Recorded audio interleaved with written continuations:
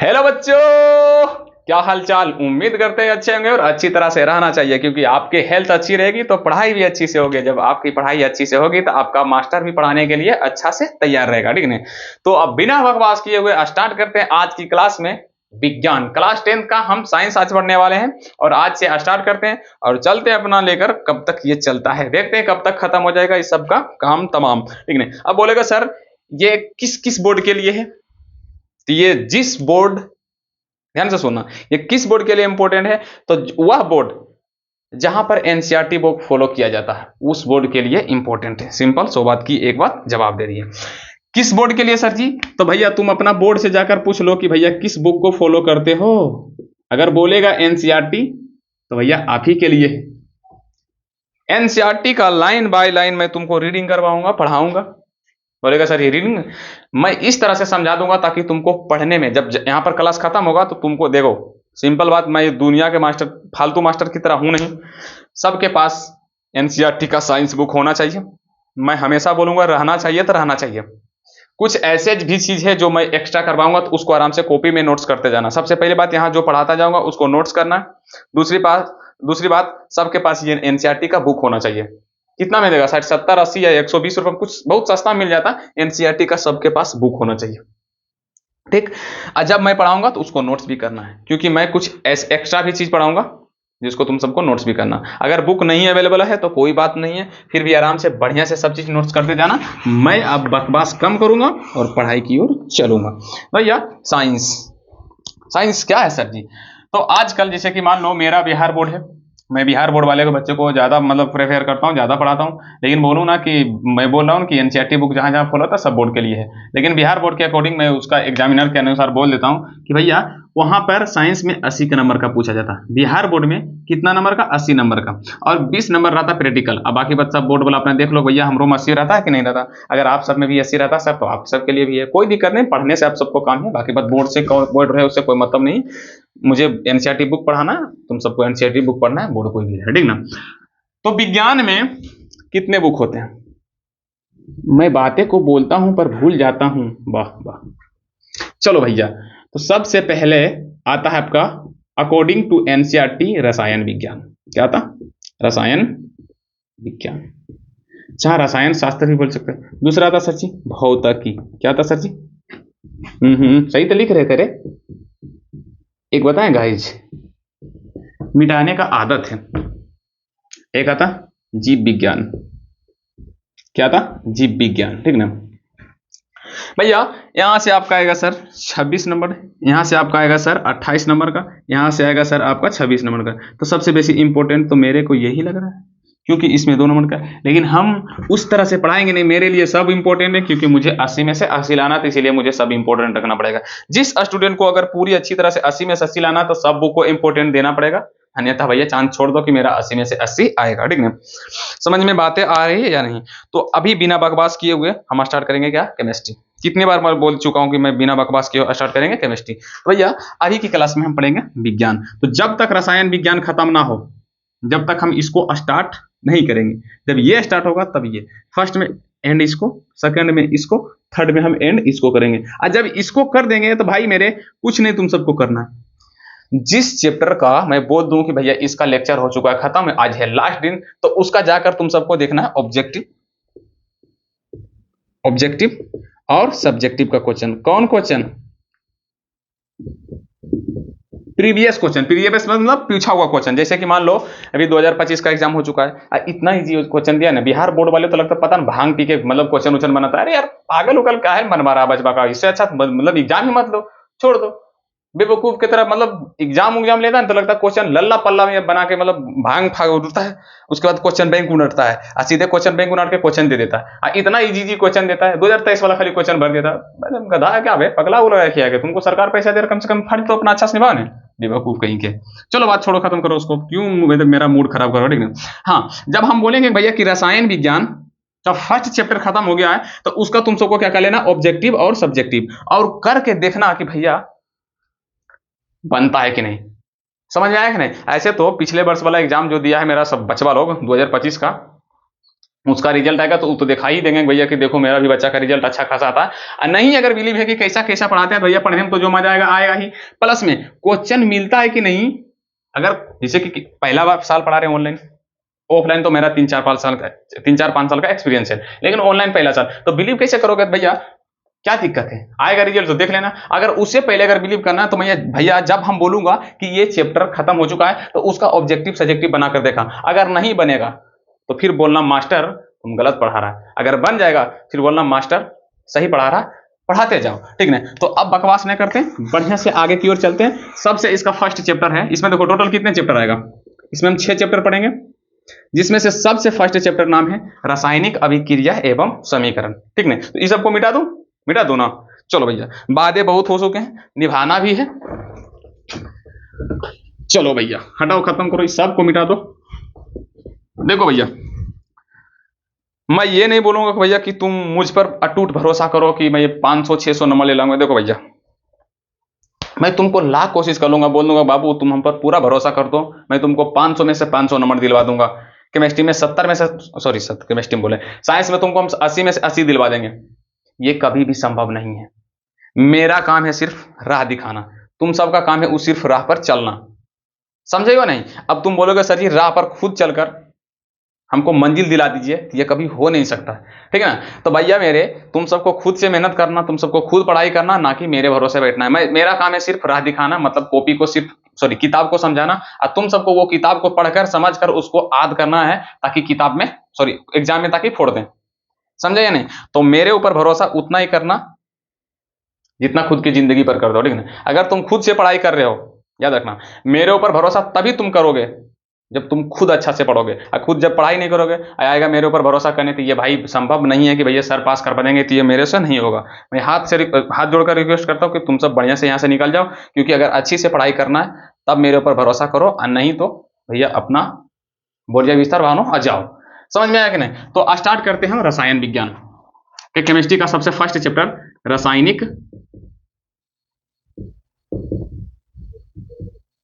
रासायनिक अभिक्रिया एवं समीकरण। समझ में आया कि नहीं। तो पहले समीकरण को हम बाद में, पहले हम रासायनिक अभिक्रिया को हम समझते हैं कि ये रासायनिक अभिक्रिया क्या है। तो भैया कोई भी पदार्थ अपना केमिकल प्रॉपर्टी जब चेंज करता है तो उसी को बोलते हैं रासायनिक अभिक्रिया। सर समझ में नहीं आया, कोई बात नहीं। जब कोई पदार्थ अपने आप को परिवर्तित कर नया पदार्थ को बनाता है तो उसको बोलते हैं रासायनिक अभिक्रिया। जैसे कि दूध में थोड़ा सा दही डाल देते हैं तो वो क्या बन जाता, पूरा दही बन जाता। तो वो पहले उसका प्रॉपर्टी क्या था, दूध, लेकिन वो जैसे ही उसमें हम हल्का सा दही डालें तो वो 1 से 2 घंटा के बाद वो किस में कन्वर्ट हो जाता है, दही में, होता है कि नहीं। तो इसी घटना को हम सब बोलते हैं रासायनिक अभिक्रिया। मतलब ये कहना चाह रहे हैं कि जब एक पदार्थ किसी दूसरे के साथ मिलकर, जैसे दूध दही से मिला था, थोड़ा सा ध्यान से समझो, एग्जांपल के लिए दूध प्लस थोड़ा सा दही, यहां पर क्या था, दूध कितना भी मात्रा में रहे, या तो 20 केजी ले लो भैया, लो 20 केजी, और उसमें क्या डाल दो, 20 केजी, उसमें क्या डाल देना तुम, 100 ग्राम, बस 100 ग्राम क्या डाल देना, दही। अब जैसे ही दही डालोगे तो ये पूरा दूध जो था 20 केजी, वो टोटल के टोटल क्या बन जाएगा भैया, दही। तो इसी घटना को रासायनिक अभिक्रिया कहते हैं। अब यहां पर देखो 2 पदार्थ था, एक था दूध और दूसरा का था दही।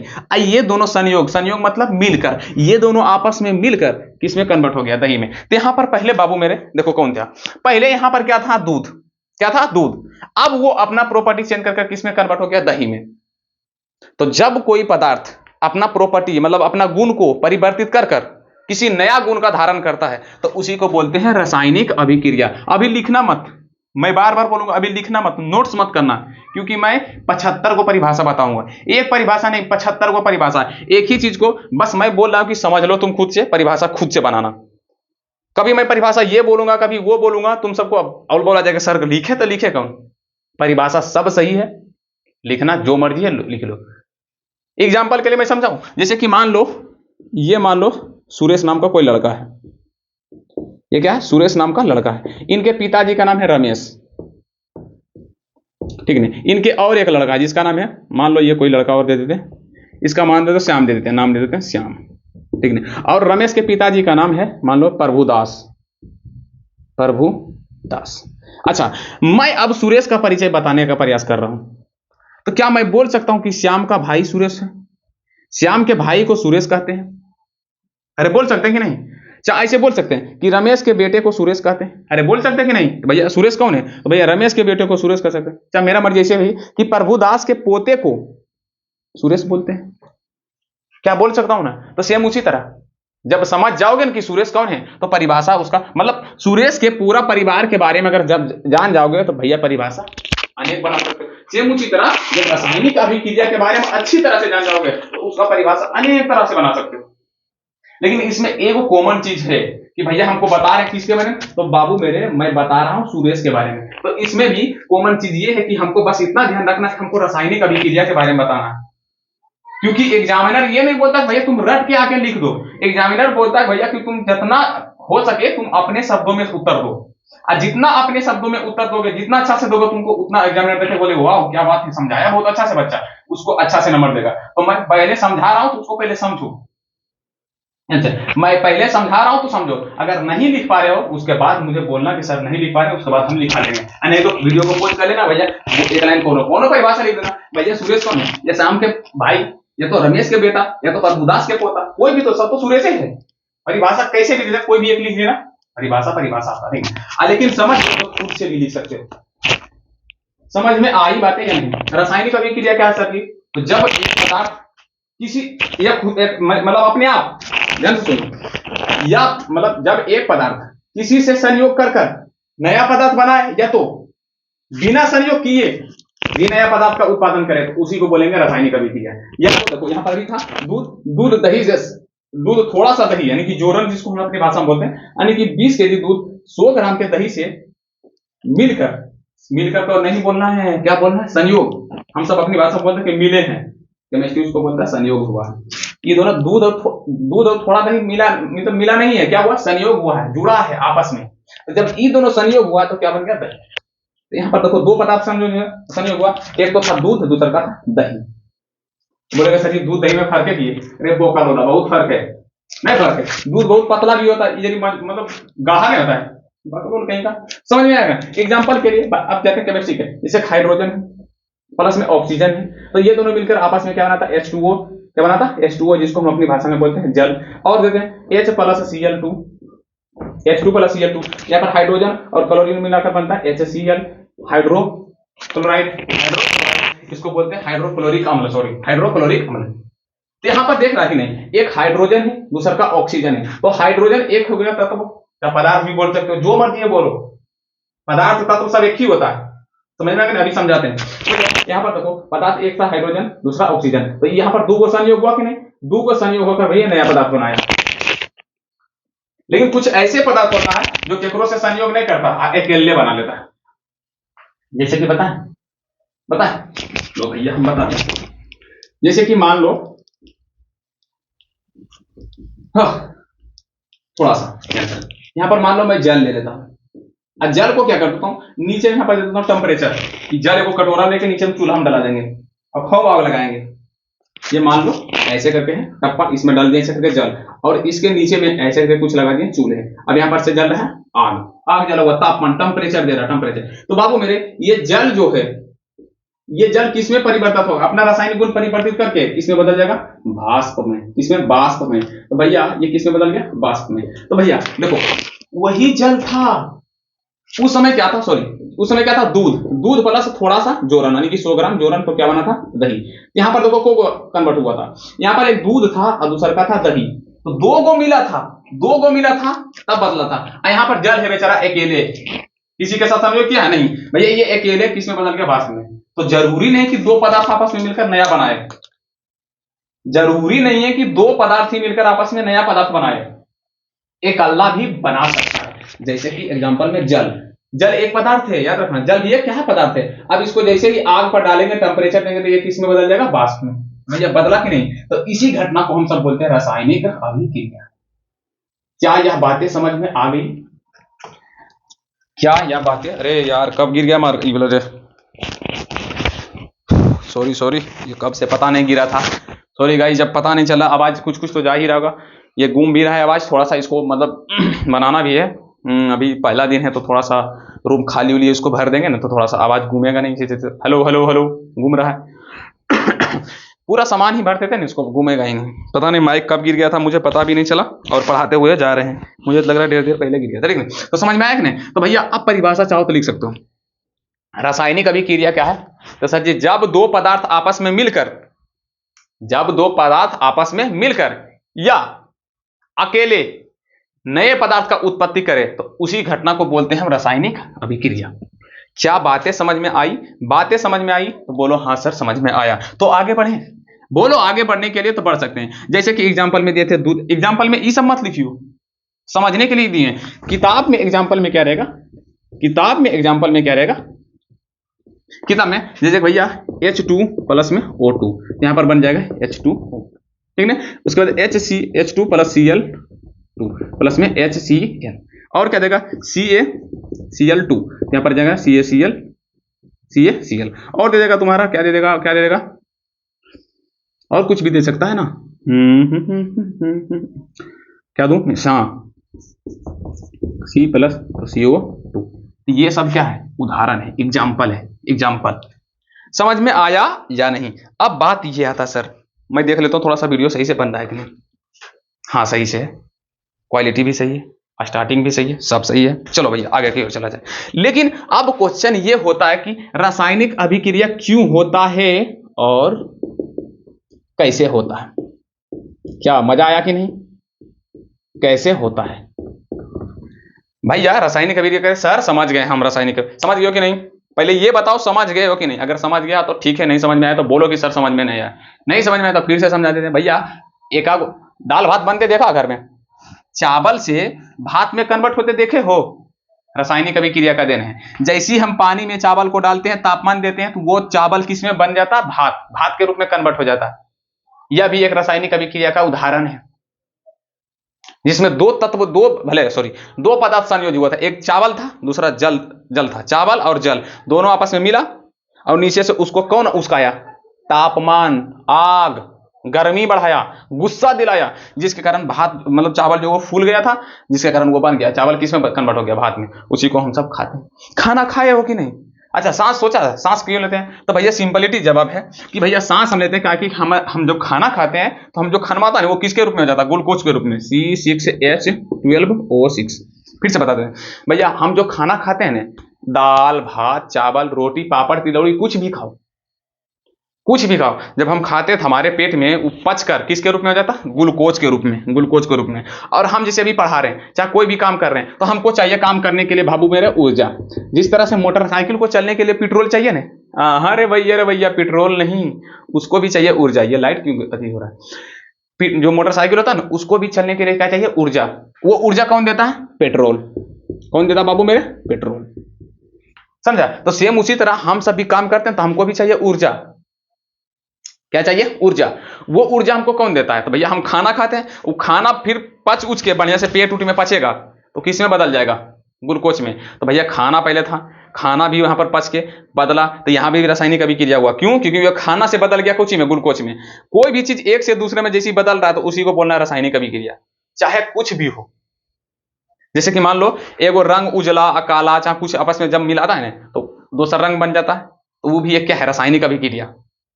यहां तक कि पानी को गर्म करना रासायनिक अभिक्रिया है। कैसे? सर जी पानी ऐसे रहता है, ठंडा रहता, अब उसको जैसे ही हम गर्म करते हैं तो पानी गर्म होने लगा, तो भैया वो पहले था ठंडा, अब हो गया गर्म, तो उसका भैया कुछ चेंज हुआ कि नहीं?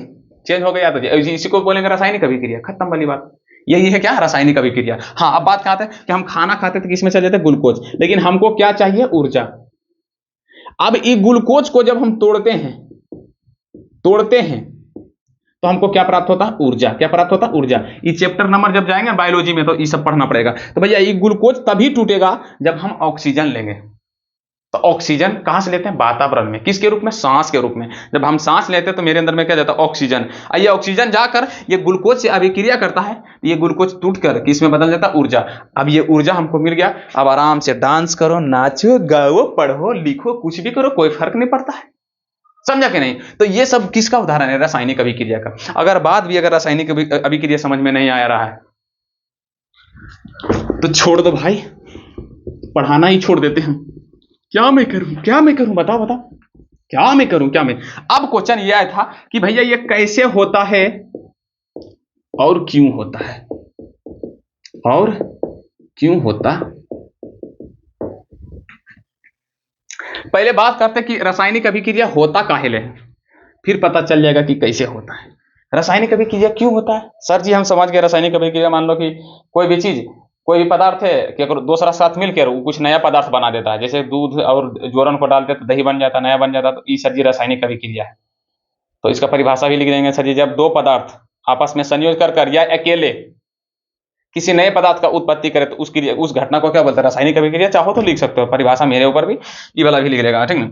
लेकिन होता ही क्यों, रासायनिक अभिक्रिया क्यों होता है, ये बात तो भैया बनता है। तो आ जाओ कहां पे, क्लास 9th में। हा, फिर से 9th, कोई बात नहीं 9th वालों, क्या 9th में पदार्थ के बारे में पढ़े हो?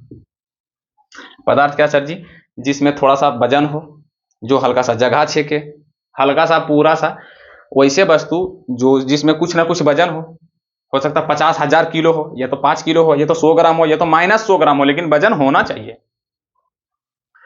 वैसे वस्तु जिसमें कुछ वजन हो, कुछ जगह छेकता हो, कुछ उसका आकृति हो, जैसे लंबा चौड़ा दाएं मतलब मोटा घोटा, ये सब आकृति हो, प्लस में रुकावट उत्पन्न करता है। ये चारों में से किसी भी कोई भी एक गुण किसी के अंदर में है तो वो क्या कहलाएगा, पदार्थ। जैसे में ईटा, मार्कर, डस्टर, मोबाइल, बोर्ड, खुद मैं भी एक क्या हूं, बोल भैया क्या है, अरे करंट नहीं लग जाए इधर से, ज्यादा पढ़ावे के चक्कर में करंट भी लग सकता है। ये मेरे पास जो माइक है, मेरा शर्ट है, सब क्या है सर, पदार्थ। बातें समझ, क्यों, क्योंकि ये सब में वजन है, कुछ जगह भी छेकता है। यहां तक कि पानी भी क्या है, पदार्थ है, गैस भी पदार्थ है, हवा भी पदार्थ है। सिर्फ एक चीज पदार्थ नहीं है दुनिया में, बस ये जो लाइट निकल रहा है, लाइट, पकड़ो रे पकड़ो रे, ये लाइट छोड़कर बाकी बस दुनिया में सब चीज क्या है, पदार्थ है। अब तुम सब ये भी पढ़ा होगा कि भैया पदार्थ जो होता है वो छोटे छोटे छोटे छोटे, बोलो मेरे छोटे छोटे बालक, छोटे छोटे कण से बना होता है, कण से बना होता है। जैसे मान लो सोना, सोना है, सोना एक क्या है सर, पदार्थ है। सोना एक क्या है, पदार्थ है। सोना देखो आप है ना, मेरे पास तो है भी नहीं, कल तो पहनने थे कुछ, कलम था, आज कुछ नहीं है। सोना मान लो देखता जो मम्मी और पहनती होगी, सोना के नथनी उथनी वो बोला, तो सोना जो होता है वो क्या है, एक पदार्थ है। आई सोना को तोड़कर तोड़ते तोड़ते तोड़ते तोड़ते तोड़ते तोड़ते तोड़ते मतलब इतना इसको तोड़ा गया कि लास्ट में एक छोटा सा कण की तरह बचा। कितना, कण की तरह, जो नंगे आंख, ये आंख से नहीं देख सकता है, तो कोई चीज देख सकता था कैमरा से, कैमरा से भी नहीं दिखाई पाया। उसको देखने के लिए चाहिए हमको सूक्ष्मदर्शी, जिसको इंग्लिश में बोलते हैं माइक्रोस्कोप। क्या चाहिए, माइक्रोस्कोप। यानी कि सोना को मतलब इतना को सोना था, पूरा तोड़ते गया तोड़ते गया तोड़ते गया तोड़ते गया तोड़ते गया, लास्ट में एकदम पूरा नन्हा सा, इतना सा बचा जो हमारे नंगे आंखों से दिखता तक नहीं है। मान लो कि इतना को सोना है ना, इतना को सोना, इतना को सोना में कम से कम 100 परमाणु होगा। इतना छोटा है परमाणु, इतना को दिख रहा है ना, इतना को इसमें कितना परमाणु होगा, लगभग 100 से ज्यादा ही होगा। लेकिन अब बताओ कितना छोटा परमाणु है। अब ये तोड़ तोड़ के देखा कौन, तो उसका नाम है रदरफोर्ड। क्या नाम है, रदरफोर्ड। यानी कि परमाणु का खोज किसने किया था, रदरफोर्ड। रदरफोर्डे साहब सोना को लेकर चिप में फोड़ के पदार्थ का जो सोना पदार्थ था उसको तोड़ा, तो उसको लास्ट में एकदम पूरा छोटा सा नन्हा सा कण दिखाई पड़ा। क्या देखा, एक छोटा सा नन्हा सा कण, हालांकि ढेर कण दिखाई पड़ा, क्योंकि भैया इतना बड़ा सोना लिया था, तो भैया इतना को में जब 100 को परमाणु हो, सोना के मतलब 100 परमाणु था, तो इतना में तो कम से कम करोड़ों में होगा। भैया 1 CR बोल सकते हैं, 1 करोड़ का, समझा। सब परमाणु एक तरह के था, क्या तरह, एक तरह के था। सब परमाणु किसका था, तो सोना का परमाणु, क्योंकि सोना को तोड़ा गया, सोने को तोड़ा गया, तो भैया सब में छोटा छोटा छोटा छोटा दिखा, तो भैया सब परमाणु एक एक तरह था, सब परमाणु एक एक तरह था भैया। तो उस समय खाली उसका नाम था कण, क्या था नाम, कण। फिर रदरफोर्ड साहब बोले भैया ये कण का नाम कुछ रख दो, तो इसीलिए वो कण का नाम रख दिया गया परमाणु। क्या रख दिया गया भैया, परमाणु। यानी कि जब सोना को तोड़ा, सोना हो या चांदी हो या लोहा हो, प्लास्टिक हो, दुनिया का कोई भी पदार्थ हो, सबको तोड़ दिया जाओ, तोड़ते जाओ तोड़ते जाओ तोड़ते जाओ तोड़ते जाओ, अंत में एक छोटा सा नन्हा सा प्यारा सा बालक मिलेगा, उसी का नाम है परमाणु। उसी का नाम क्या है सर जी? परमाणु। कितने लोग को बातें यहाँ पर समझ में आ रही? क्लास 9 की बात है, अगर पढ़े हुए तो समझ में आ रहा होगा। परमाणु दिखता कैसा सर जी? तो उसके बाद वो परमाणुओं को भी जूम कर करके मतलब माइक्रोस्कोप से जूम कर करके देखा गया, तो भैया परमाणु कुछ ऐसा दिख रहा था, ऐसा। तो बीच वाला भाग को बोला गया नाभिक, जिसके अंदर में दो चीज था, एक था न्यूट्रॉन, दूसरा था प्रोटॉन। मैं रिवीजन कर पा रहा हूं थोड़ा सा। और इसमें था ये जो बाहरी, इसको जो था, ये जो गोलका गोलका दिख रहा है, उसका नाम रख दिया गया कक्ष। क्या नाम रख दिया गया? कक्ष। क्या रख दिया गया? कक्ष। और ये कक्ष में देखा गया कि भैया छोटा छोटा एक चीज जो होता है, जो घूमते रहता है, जिसका नाम रख दिया गया बाद में इलेक्ट्रॉन। क्या नाम रख दिया गया? इलेक्ट्रॉन। तो भैया ये जो परमाणु है, कई कक्ष हो सकता है। तुमको लग रहा है 1 2 3 कक्ष, बहुत कक्ष हो सकता है, अनगिनत। भाई परमाणु जितना बड़ा उतना कक्ष, परमाणु जितना बड़ा उतना कक्ष। खाली कक्ष हो सकता है और बड़ा भी हो सकता है, जरूरत नहीं कि छोटा होगा, हो सकता है 2 कक्ष हो सकता है, इतना भी हो सकता है। परमाणु कितना भी बड़ा हो सकता है, कोई अति मतलब जरूरत नहीं है। तो समझा कि नहीं? तो 20 वाला को बोलते हैं नाभिक, जिसके अंदर में न्यूट्रॉन रहता है और प्रोटॉन रहता है। और जो बाहर में होता है, ऐसे ऐसे करके घूमते रहता है। क्या था? घूमते रहता है, घूमते रहता है। कौन? इलेक्ट्रॉन चाचा। कौन? इलेक्ट्रॉन, जिसका नाम क्या है? इलेक्ट्रॉन। और ये इलेक्ट्रॉन घूमता क्या है सर जी? तो भैया ये प्रोटॉन इसको पकड़ लेता है। प्रोटॉन का चार्ज क्या होता है? प्लस, इसका होता है माइनस। ये तो सब तो पढ़ा होगा। इसका प्लस होता है, ये चार्ज होता है। इसीलिए प्रोटोनमा क्या करता है? इलेक्ट्रॉनमा कैसे खींचता है, लेकिन इलेक्ट्रॉनमा ये कक्षा से भाग, ये बाहर जाना चाहता है, इसको अंदर खींचना चाहता है। इसी के चक्कर में ये बीच में रहता है और घूमते रहता है। जैसे कि एग्जाम्पल के लिए मान लो यहाँ पर एगो खुट्टा है, इससे कुछ दूरी पर एगो रस्सी में यहाँ पर मान लो घोड़ा को, क्या कर दो? घोड़ा को। आई घोड़वा को खुटबा में घोड़वा बांध दो, और घोड़वा को पटक के मारो एक फाइट। तो एक फाइट से नहीं, कुछ डंटा से मारो। ये घोड़ा क्या करेगा? तोड़कर भागना जाएगा, लेकिन रस्सी मजबूत, किला भी मजबूत, टूटेगा नहीं। ये क्या करेगा? घोड़वा से करके राउंड देना पड़ेगा, देते जाएगा, अरे घूमते रहेगा। लो भैया घूम। उसी तरह था इलेक्ट्रॉन में। कितना लोग को समझ में आया? कितना लोग को समझ में आया? समझ में आया सर जी। और बाबू मेरे, सभी परमाणु चाहता है, देखो इसमें कितने कक्ष है? देखो 1 कक्ष, 2 कक्ष, ये पहला कक्ष है, इसका दूसरा कक्ष है, ये तीसरा हो गया, ये चौथा हो गया, ये पांचवा हो गया, पांचवा छठा सातवां जितना भी हो सकता है। तो सभी परमाणु का मकसद होता है, सभी परमाणु। अच्छा भैया, हम चाहेंगे कि भैया हम अपन जिंदगी सुखी खुशहाल जी लें, तो हमको क्या करना होगा? क्या चाहिए? एगो सुंदर उंदर घरी वाली मिल जाए, वो चाहिए। हे सर घर वाली बात कर, घर वाली नहीं मिले, छोड़ो हटाओ, खत्म करो। मतलब जैसे मान लो हमको सुखी से जीवन गुजारना है, सोच रहे हैं कि मेरा मकसद है कि मेरा परिवार मेरे से खुश रहे, मैं कुछ ऐसा करूं जिससे मेरे परिवार को कभी दुखी नहीं झेलना पड़े। ऐसे यही नहीं सबका, सब लड़का क्या ड्रीम होता है कि भैया एगो सुनहर घर वाली आ जाए जो हमको समझ सके, जीवन हमारा साथ गुजार सके।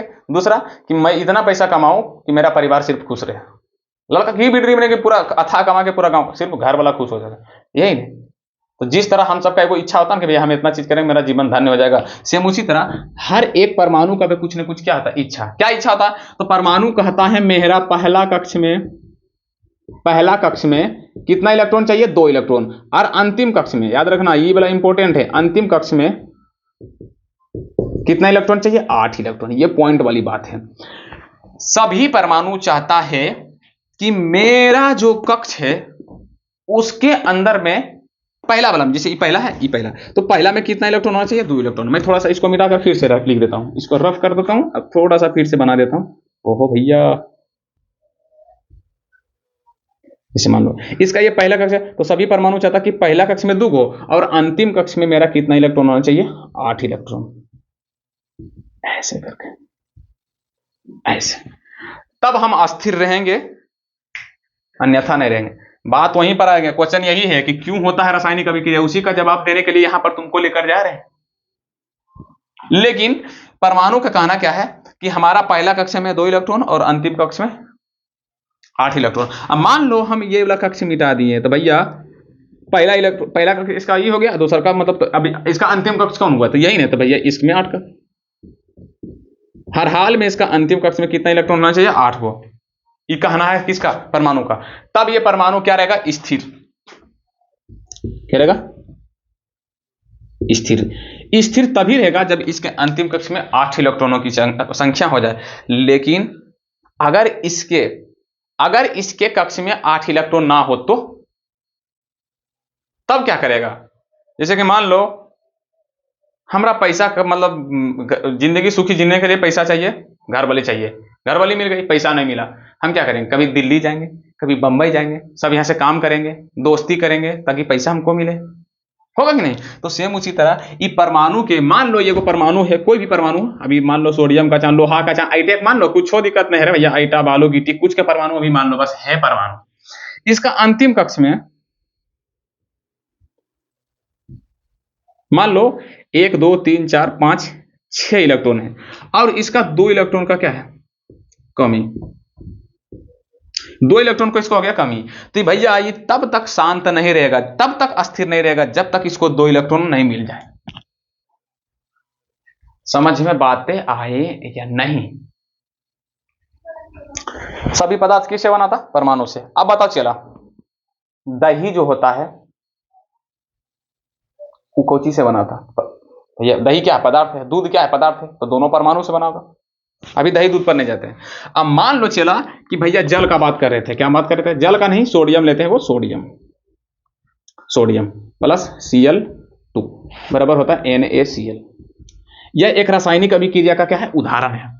यह रासायनिक अभिक्रिया का क्या उदाहरण है? मतलब सोडियम क्लोरीन के साथ मिल गया है और बना लिया है सोडियम क्लोराइड, जिसको हम सब बोलते हैं नमक। अपनी भाषा में क्या बोलते हैं? नमक। और उसको केमिस्ट्री भाषा में क्या बोलते हैं? Sodium chloride. मतलब सोडियम था और क्लोरीन था जो आपस में मिलकर क्या बन गया? सोडियम क्लोराइड, जिसका हम सभी हिंदी में बोलते हैं नमक। तो भैया ये क्यों हुआ? आखिर सोडियम एकरा से काहे मिल गया? का इसको जरूरी था कि भैया मिलकर NaCl बना लिया? हमको कोई बताएगा? अरे बताओ। तो बताते हैं कि भैया बताओ सोडियम का परमाणु संख्या कितना होता है? सोडियम का परमाणु संख्या होता है 11। ये परमाणु संख्या यह बताता है कि भैया इलेक्ट्रॉन और प्रोटॉन की संख्या बताता है। मतलब यह कह रहा है कि भैया सोडियम का एगो परमाणु है, फिर से सोडियम का एगो परमाणु है। तो मान लो यहां पर हम बना देते हैं एगो परमाणु। परमाणु का चित्र कैसा था? ऐसा ऐसा ऐसा ऐसा, और यहां नीचे बीच में लिख देते हैं Na। अभी सोडियम के परमाणु संख्या कितना चला? 11। मतलब यह बता रहा है कि सोडियम में 11 इलेक्ट्रॉन है। कितना इलेक्ट्रॉन? 11 इलेक्ट्रॉन। तो भैया 11 इलेक्ट्रॉन है, तो सबसे पहले परमाणु का कहना कि भैया पहला कक्ष में हमको 2 गो डाल दो। अभी ये कक्ष हमको पहले नहीं बनाना चाहिए था, धीरे धीरे कक्ष बनाया जाता है। क्यों? तो उदाहरण के लिए मैं समझा सकता हूं भैया, जितना तक मतलब जैसे भोज में परसता है, जहां तक पूरी पहुंच पाए, जैसे मान लो हमको 100 पूरी बनाए, आ गया 500 खाने वाला, तो भैया 500 में पत्तल दे देंगे? नहीं ना। 100 को पूरी तो भैया 100 तक पत्तल देंगे, बाकी सबको पत्तल नहीं देंगे। तो भैया तो इसके पास कितना इलेक्ट्रॉन है? 11। तो सबसे पहला कक्ष में 2 गो डाल देंगे। अब ये बच गया अंतिम कक्ष। अंतिम कक्ष में कितना डालेंगे? 8 गो। 1 2 3 4 5 6 7 8। आप बताओ कितना इलेक्ट्रॉन अभी भी बचा हो? 11 था, 2 डाल दिए, 8 डाल दिए। अभी भी एक इसको एक्स्ट्रा बन गया, इसीलिए एक कक्ष और बनाना पड़ेगा। पहले वो अंतिम कक्ष था, अभी आगे अंतिम कक्ष। अब इसीलिए इसमें कितना इलेक्ट्रॉन डालेंगे? 1। अब बताओ सोडियम के बाहरी कक्ष कौन है? ये वाला। अब ये कक्ष में इलेक्ट्रॉनों की संख्या कितनी चाहिए? 8। जब तक इसको 8 नहीं मिल जाए, 8 इलेक्ट्रॉन नहीं मिलेगा, जब तक 8 इलेक्ट्रॉन इसका बाहरी कक्ष में नहीं होगा, तब तक ये शांत नहीं रहेगा। बातें समझ में आई कि नहीं? तो भैया इसके पास 2 ऑप्शन है, या तो किसी से 7 इलेक्ट्रॉन मांग लेगा, तो भैया 7 को मांग लेगा तो इसका 8 हो जाएगा, तो आराम से अस्थिर रहेगा। लेकिन दूसरा ऑप्शन भी इसके पास है। क्या ऑप्शन? कि भैया 1 इलेक्ट्रॉन ये किसी को दे भी सकता है। 1 इलेक्ट्रॉन अगर ये किसी को दे देगा भैया, तो ये कक्ष भी खत्म हो जाएगा। तो अब अंतिम कक्ष ये हो गया। तो बताओ अंतिम कक्ष में कितना इलेक्ट्रॉन है? 8 इलेक्ट्रॉन।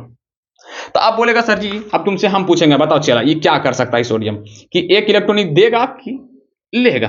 ये 1 इलेक्ट्रॉन देना पसंद करेगा कि किसी से 7 इलेक्ट्रॉन लेना पसंद करेगा? तो भैया सिंपल कहेगा सर जी देना पसंद करेगा। लेकिन सपोज करो बोलेगा सर जी नहीं, आप पहले भाई बताइए, अगर मान लो इसको कोई 7 को दे ही देगा तो होगा? तो नहीं लेगा कि? आंसर है नहीं लेगा,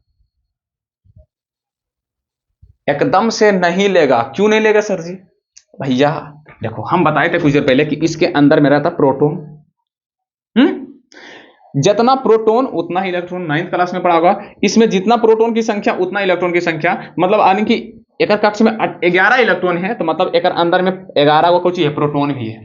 11 गो प्रोटोन है, 11 प्रोटोनमा सब इलेक्ट्रॉनमा के आपस में क्या पकड़ ले ऐसे करके, एगो बंधन के द्वारा ऐसे ऐसे ऐसे सबको पकड़ ले ऐसे ऐसे ऐसे ऐसे ऐसे ऐसे ऐसे ऐसे, और एक रो ऐसे करके पकड़ ले है। अब सपोज करो इसमें 7 इलेक्ट्रॉन तुम डाल दिए हो, 1 2 3 4 5 6 7, सपोज करो, मान लो हम इसमें 7 इलेक्ट्रॉन डाल दिए, तो इसके अंदर में भैया ये इलेक्ट्रॉन को पकड़ने वाला भी तो कोई चाहिए, प्रोटॉन पकड़ने वाला भी चाहिए ना। अगर नहीं प्रोटॉन पकड़ने रहेगा तो भैया इलेक्ट्रॉन कोई काम के लिए भाग जाएगा तुरंत ही, तो रहेगा ही नहीं, रहेगा ही नहीं। मान लो इसको हम 7 इलेक्ट्रॉन दे दिए। अब भैया एक प्रोटॉन सिर्फ एक के इलेक्ट्रॉन को पकड़ सकता है, क्या बोले, एक प्रोटॉन एक इलेक्ट्रॉन को पकड़ सकता है। हाँ, अगर 1 2 गो आ जाएगा 3 गो तो कुल मिलके जरीमन बता दे भैया, एक रोज पकड़ लेते हैं और एक रोज हाथ उठ बढ़ा दो, मतलब जरीमन पकड़ लेंगे।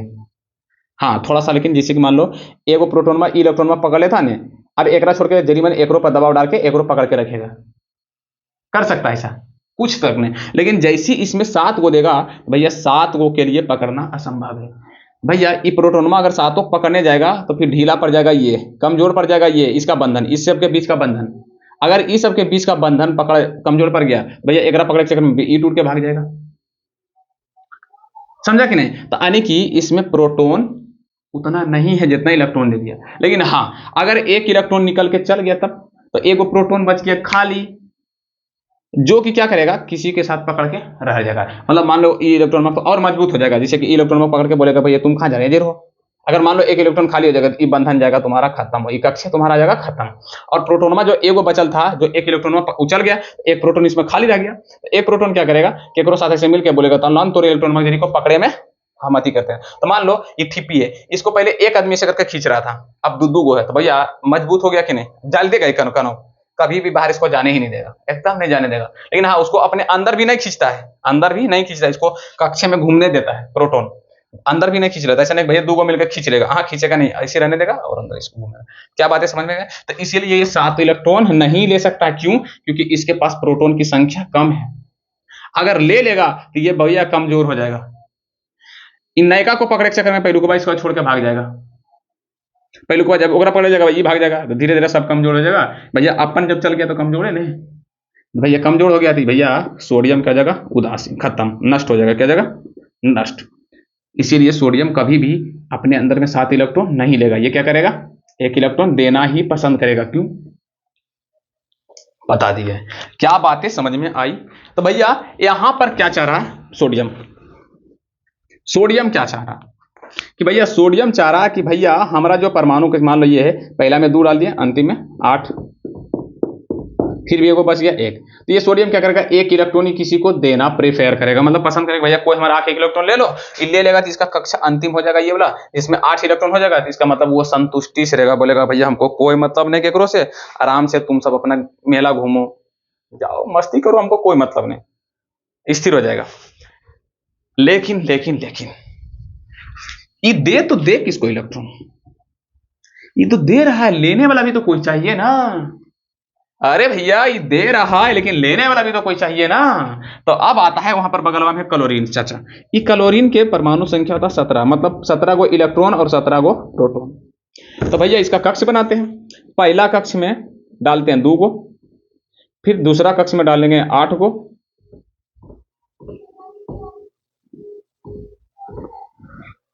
दो 8 10, अभी भी कितना बचा हुआ, 7 को मैं इसको मिटा देता हूं थोड़ा सा, अभी भी 7 बचा हुआ है, 7 को डालते हैं इसमें, 7 हो गया। अब इसके बाह्यतम कक्ष में 1 इलेक्ट्रॉन की क्या हो गई है भैया, कमी, क्या हो गया, कमी। अब ये क्या चाहेगा कि भैया किसी ना किसी तरह हमारे अंदर 1 इलेक्ट्रॉन या तो आ जाए, या तो दूसरा का ऑप्शन इसके पास और है कि ये भैया 7 इलेक्ट्रॉन किसी को दे दे। तो भैया ये 7 इलेक्ट्रॉन देगा, नहीं देगा, क्योंकि देगा तो भैया प्रोटॉन खाली रहेगा, प्रोटॉन क्या रहेगा, खाली रहेगा, खाली रहेगा तो पता चलेगा कि केकरो दोसर को इलेक्ट्रॉन में घींच के उदासीन कर देगा, तो नहीं होगा। तो इसीलिए ये देगा नहीं, ये एक इलेक्ट्रॉन की अगर पास कमी है तो इसीलिए किसी से 1 इलेक्ट्रॉन मांगेगा। अब चला बताओ, ये सोडियम क्या चाह रहा, देना, और ये क्या चाह रहा, लेना। जब ये दोनों को पास ला देंगे तो ये क्या करेगा, जब दोनों परमाणु को हल्का सा पास लाएंगे, सटाएंगे, इसे मान लो ये सोडियम है, ये क्लोरीन है, ये दोनों को आराम से इसे पास लाएंगे। ये बोला भैया हम एक इलेक्ट्रॉन देवे चाहते हैं, ये चाहेगा लेने, तो भैया इसको दे देगा, दोनों आपस में क्या जाएगा, जुड़ जाएगा। अब जुड़ जाएगा तो इसीलिए यहाँ पर हो जाएगा NaCl। तो मतलब रासायनिक अभिक्रिया क्यों होता है, रासायनिक अभिक्रिया क्यों होता है? तो सिंपल कि परमाणु सब चाहता कि हम इस सभी परमाणु चाहता कि सभी परमाणु स्थिर अवस्था में होने के लिए अपनी बाह्यतम कक्ष में इलेक्ट्रॉनों की संख्या कितना चाहता, 8। लेकिन यह तो कभी केवल ज्यादा हो जाता, केवल कम हो जाता है, किसी के पास ज्यादा आ जाता, किसी के पास कम हो जाता है। इसी को पूरा करने के लिए, यानी कि अपनी परमाणु की स्थिरता के लिए इलेक्ट्रॉनों का क्या कर देता, आदान प्रदान कर देता, या तो साझेदारी भी कर सकता है। दूसरा का ऑप्शन क्या है, जैसे मान लो ई दिया और ई लिया, एक बोलते हैं आदान प्रदान, आदान, इसको क्या बोलते हैं, आदान प्रदान। मतलब इलेक्ट्रॉन दिया, इसी घटना को बोलते हैं आदान प्रदान। मतलब ये इलेक्ट्रॉन के दे दिया और ये ले लिया, समझा? तो इलेक्ट्रॉन अपनी बाह्यतम कक्ष में पूरे करने के लिए ये लिया दिया, अब लिया दिया जैसी, तो भैया NaCl2 मिलकर क्या बन गया, NaCl। तो इसीलिए होता है रासायनिक अभिक्रिया, यानी कि सभी परमाणु अपनी स्थिरता को बनाए रखने के लिए अपनी बाह्यतम कक्ष में इलेक्ट्रॉनों की कितना चाहता है, 8, इलेक्ट्रॉनों की संख्या 8 चाहता है। इसी को पूरा करने के लिए, स्थिरता बनाए रखने के लिए अपने इलेक्ट्रॉनों को या तो किसी को दे देता है या किसी से ले लेता है। अब भैया लाइन कट गया तो या तो साझेदारी भी कर लेता है। अब बताओ लाइन ऐसा जब तो काट लिया कि क्या कर सकते हैं। रुको, अच्छा 5 मिनट में आ जाएगा, टेंशन वाली बात तो नहीं है, रुको 5 मिनट। आ गई लेट, ठीक नहीं। हाँ, तो कहाँ थे कि भैया ये क्या करता, यहाँ पर सॉरी, यहाँ पर क्या काम होता, तो यहाँ पर सोडियम 1 इलेक्ट्रॉन दिया और ये लिया, तो क्यों लिया, क्यों दिया, तो भैया अपने बाह्यतम कक्ष में 8 इलेक्ट्रॉनों को पूरा करने के लिए। क्यों करता, क्योंकि हमारे परमाणु क्या रहे, स्थिरता रहे, इसीलिए। तो भैया जवाब मिल गया क्यों होता, तो भैया पता चल गया कि भैया का अक्षर को पूरा करने के लिए। कैसे होता है, तो अब ये बात करते हैं। तो भैया कैसे होता है, ये सोडियम जो था क्लोरीन के क्या करता है, इसको 1 इलेक्ट्रॉन की क्या है, कमी, 1 इलेक्ट्रॉन के क्या है बाबू मेरे, कमी, ठीक। इसको 1 इलेक्ट्रॉन की क्या है, अधिकता, यहां पर मैं मिटाऊं, 1 इलेक्ट्रॉन क्या है, ज्यादा, तो इसीलिए ये इसको देना चाह रहा और ये लेना चाह रहा, तो इसीलिए 1 इलेक्ट्रॉन को ऐसे करके देगा और यहाँ पर अच्छी करेगा, तो इसके बीच में एक बंधन बनता है जिसको बोलते हैं आयनिक बंधन। क्या बोलते हैं भैया, आयनिक बंधन। अब आयनिक बंधन बनता है तो ये दोनों बंधन के सहारे क्या करता है, जुड़ जाता है, और जुड़कर क्या बन जाता है, NaCl। अब भैया अब समझ में आ रहा होगा सर नोट्स कैसे करें, मैं तुमको बोला हूं नोट्स करने के लिए, नहीं ना, नोट्स करना भी नहीं, ठीक है। तो क्या बातें समझ में आ गई, तो कैसे बनता है। अब थोड़ा सा चलते हैं, हल्का सा थोड़ा सा चलते हैं। अब और क्या मैं मान के चलो कि तुमको क्यों होता है, जवाब मिल गया, क्योंकि सभी परमाणु चाहता है हमारे बाह्यतम कक्ष में कितना इलेक्ट्रॉन चाहिए, 8। अब उस कक्ष को पूरा करने के लिए किसी से इलेक्ट्रॉन का लेन देन करता है, जिसके कारण क्या था, रासायनिक अभिक्रिया करता है। सिंपल पूछेगा रासायनिक अभिक्रिया क्यों होता है, तो लिख सकते हो रासायनिक अभिक्रिया क्यों होता, लिखो भैया। परमाणु अपनी स्थिरता को बनाए रखने के लिए अपने बाह्यतम कक्ष में इलेक्ट्रॉनों को पूरा करने के लिए किसी से इलेक्ट्रॉन की या तो साझेदारी करता या तो आदान प्रदान करता है, जिसके कारण रासायनिक अभिक्रिया होता है। फट से लिखो, फट से लिख लो, अब पूछ करके लिख देना कि रासायनिक अभिक्रिया क्यों होता है। तो भैया परमाणु अपनी बाह्यतम कक्ष में इलेक्ट्रॉनों को पूरा करने के लिए, ऐसे मत लिखियो, ऐसे मत लिखियो, परमाणु अपनी स्थिरता को बनाए रखने के लिए बाह्यतम कक्ष में 8 इलेक्ट्रॉनों की पूर्ति करने के लिए किसी से इलेक्ट्रॉन लेता है या तो किसी को देता है, जिसके कारण रासायनिक अभिक्रिया होता है। तो भैया देखो अभी 2 परिभाषा बोले, हम तुमको लिख के बोलते हैं, दोनों परिभाषा अलग होगा, हमें कभी भी रट कर अयबे नहीं करते हैं। एक होता है कि भैया रट लो परिभाषा, तो हम पूरा देखो, हर वो टीचर को हम बोलेंगे कि रट के आता है जो परिभाषा को मिला देता है, पहला परिभाषा दूसरा परिभाषा अगर उसका मैच कर गया तो मतलब रट के आ रहा। हम कभी रट के आता ही नहीं। परिभाषा क्या चीज है रटना, साइंस रटने का चीज है ही नहीं। साइंस मतलब होता समझने का चीज, समझना मतलब फील करना, उसको अपने अंदर महसूस करना। हाँ भैया आज कुछ हम साइंस पढ़े, बच्चा जब साइंस पढ़े मतलब मजा ही नहीं आए तो फिर मजा के साथ साइंस है क्या, साइंस एकदम मजे के साथ पढ़ो, इसमें परिभाषा आद मत करो, ऐसे भी तुम सब लिख दोगे। अब बात क्या होता है कि भैया अब बताते हैं कि भैया ये हाइड्रोजन जो होता है H2 और O2, अच्छा ये तुम देख रहा है ये O2 ऐसे O2 क्यों लिखा हुआ, ये O मतलब होता है ऑक्सीजन, ये तो तुम सबको पता है, ऑक्सीजन ऑक्सीजन ऑक्सीजन ऑक्सीजन, लेकिन ऑक्सीजन का फॉर्मूला O होता है, संकेत सूत्र O था, लेकिन O2 क्यों होता? भैया अभी हम तुरंत बोले थे, ऑक्सीजन का परमाणु संख्या कितना होता? 8। तो इसके पहला कक्ष में कितना इलेक्ट्रॉन रहेगा छोटू? 2, और अंतिम में 1 2 3 4 5 6। अब इसको 2 इलेक्ट्रॉन की क्या हो रही है? कमी। 2 इलेक्ट्रॉन की कमी हो रहा कि नहीं? अब ये तब तक चक्कर पकड़ करेगा जब तक एक अंतिम कक्ष में 2 इलेक्ट्रॉन नहीं आ जाए, तब तक करते रहेगा। अब सपोज करो इसको 2 इलेक्ट्रॉन को, जैसे अभी क्लोरीन को सोडियम देने के लिए मिल गया था तो उन्हें रासायनिक अभिक्रिया हो गया था, लेकिन अब ऑक्सीजन कोई मिला ही नहीं है देने के लिए, मिल भी नहीं करेगा, हम नहीं देंगे क्यों साहब। तब क्या करेगा? तो भैया ऑक्सीजन के परमाणु कम है। दुनिया में कितने ऑक्सीजन के परमाणु है भैया? अगर इतना ऑक्सीजन तो गैस है, तो मान लो इतना को गैस आ गया, अब कैसे बताएं तुम सबको? मान लो इतना को डिब्बा, हाँ चलो आ जाते मेरा, मान लो ये इंक के डिब्बा है, ये इंक के डिब्बा में हम ऑक्सीजन गैस भर दिए, तो बताओ कितने परमाणु होगा ऑक्सीजन के? भैया अनगिनत होगा कि नहीं?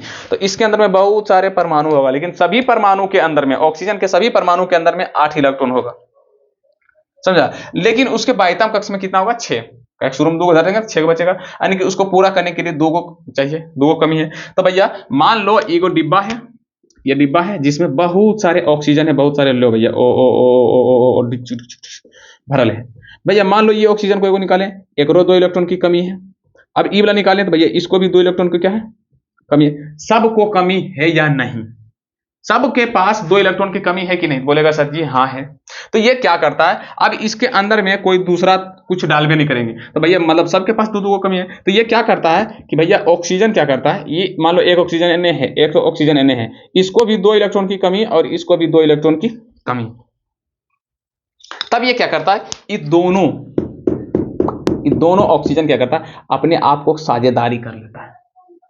क्या कर लेता है? साझेदारी कर लेता है। मतलब क्या होता है कि जैसे मान लो ये परमाणु है ऑक्सीजन का, ये वाला, पहला में डाल दिए 2 और अंतिम में डाल दिए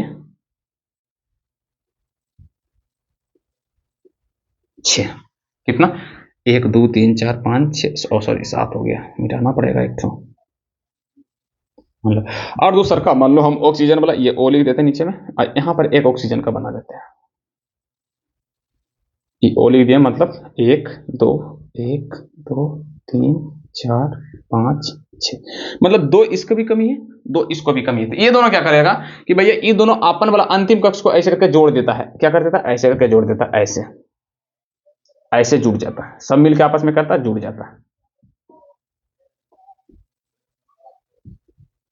1 2 3 4 5 6, अच्छे। तो अब क्या करेगा? ये जो इलेक्ट्रॉन में एक छुपो है ना, अब ऐसे चलेगा, ऐसे सब इलेक्ट्रॉन, अंतिम कक्ष वाला सभी इलेक्ट्रॉन ऐसे करके ऐसे ऐसे घूमे। और ये देखो ऑक्सीजन, पहले एक ऑक्सीजन Na था, एक ऑक्सीजन Na था, इसीलिए बन गया तुम्हारा 2 ऑक्सीजन, इसीलिए लिख देते हैं O2। O2। अब लेकिन यहां पर क्यों हुआ सर जी? तो भैया ये भी चाहता था कि हमारे अंतिम कक्ष में इलेक्ट्रॉन 8 हो, और ये भी चाहता था कि हमारे 8 हो, दोनों के पास बाबू 2 कमी था, दोनों के पास 2 कमी था। अब क्या किया? ये दोनों आपस में सभी इलेक्ट्रॉन में, बाह्यतम कक्ष वाला सभी इलेक्ट्रॉन में साझेदारी कर लिया। जब साझेदारी कर लिया, इसके पास एक्स्ट्रा इलेक्ट्रॉन हो गया, जब जरूरत पड़ेगा तो 2 ये ले लेगा। जैसे मान लो ऐसे करके घूम रहा है, ऐसे ऐसे ऐसे ऐसे करके घूम रहा है, तो क्या हुआ? मान लो इसके पास 6 है, तो 2 कभी, अगर मान लो इसको अभी काम लगा तो 2 फट होने लगेगा। जैसे इसको स्थिर रहना है, मान लो इसको स्थिर रहना है, तो फटक दोनों 2 इलेक्ट्रॉन में इसमें चलाएगा, ऐसे घूमते हैं ना भैया, तो इसका भी पूरा उसका भी पूरा, इसीलिए हमेशा ये O2 के रूप में लिखाता है। क्यों O2 के रूप में लिखा था, समझा दिया कि नहीं? क्योंकि भैया स्थिरता को बनाने। अब बोलेगा सर जी तो हमारा ये बताइए कि सोडियम है, सोडियम के बाह्यतम कक्ष में 1 इलेक्ट्रॉन होता है, तो ये तो किसी को दे रहा है।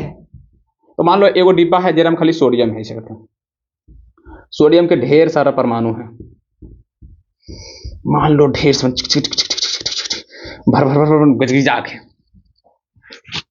अब सर बहुत सारे सोडियम इसमें है सर, सबके पास एक का कोई इलेक्ट्रॉन एक्स्ट्रा होगा। अरे भैया होगा कि नहीं? सब होगा।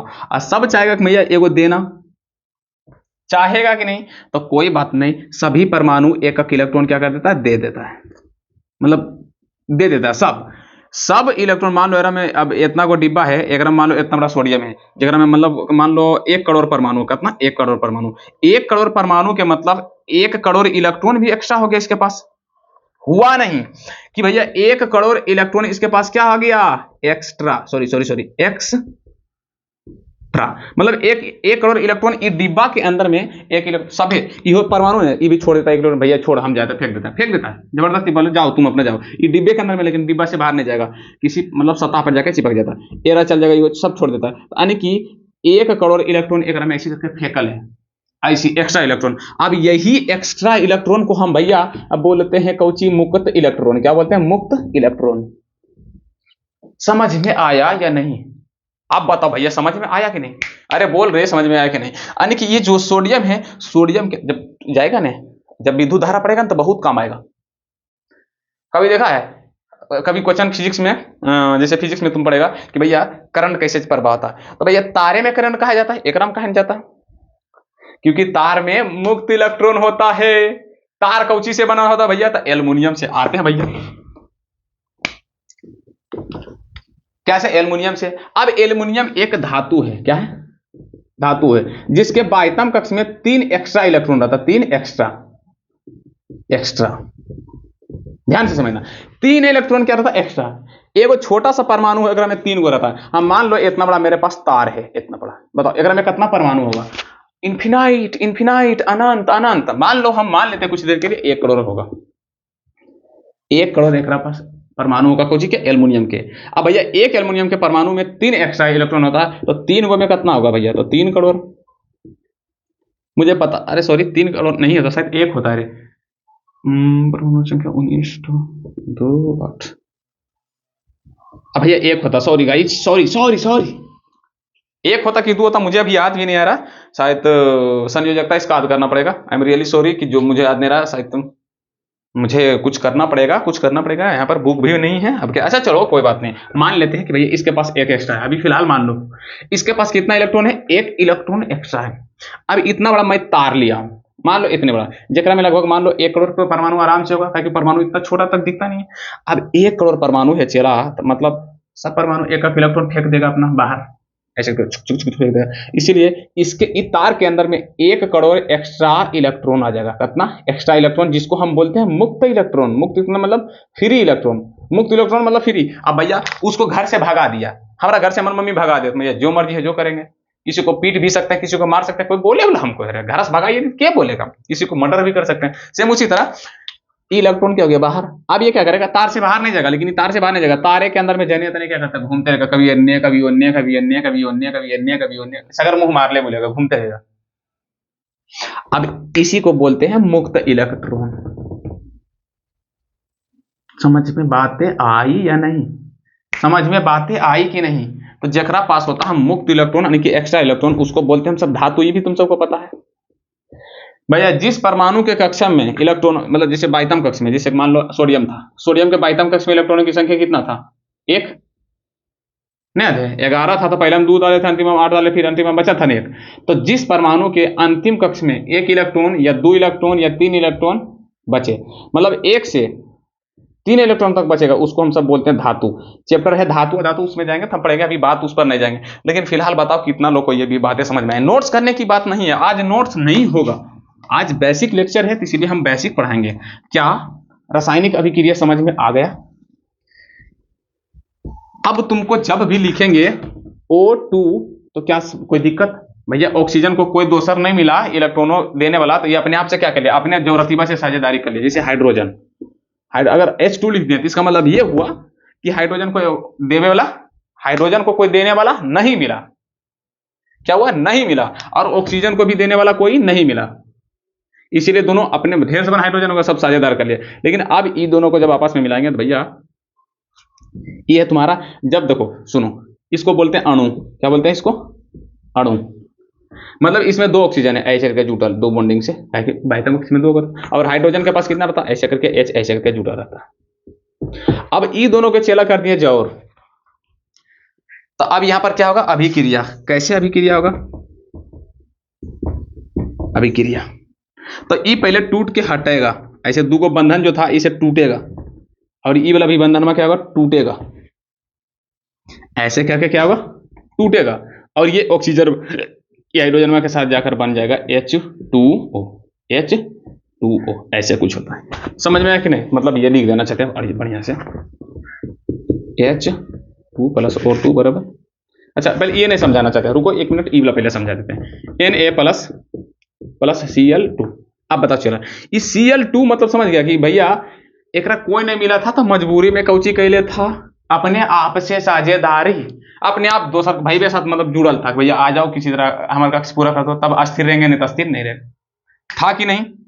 लेकिन जैसी इसको कोई एक इलेक्ट्रॉन देने वाला मिल गया, तो क्या करेगा, जो जुटल था ऐसे करके अपने भैया से ये फट दोना टूटेगा, फट दोना ऐसे टूटेगा, ऐसे करके, ऐसे है ना, ऐसे।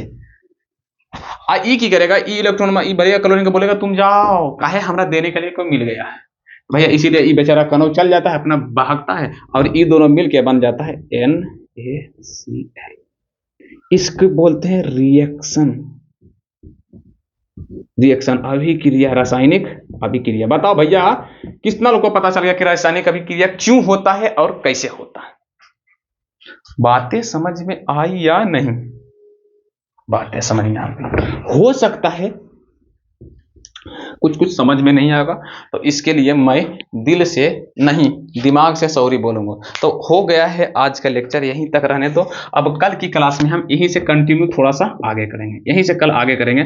आज का लेक्चर था बेसिक, जो क्लास 9th में नहीं पढ़ेगा उसमें। कल अगर रासायनिक अभिक्रिया बाद बोलेंगे, जिसे कुछ लिखेंगे तो तुम सबको आराम से समझ में आना चाहिए। तो इतने ही रहने देते हैं, मिलते हैं कल क्लास में, नेक्स्ट क्लास में। आज के लिए बस, ठीक। तो बाय बाय बोल दिया जाए।